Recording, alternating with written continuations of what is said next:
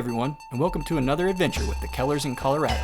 Today, we're going to be driving from Denver to Durango, Colorado for my parents' 60th birthday celebration. Enjoy the beautiful mountain views as we make our way to southwest Colorado. I'll meet up with you again when we make it to Durango.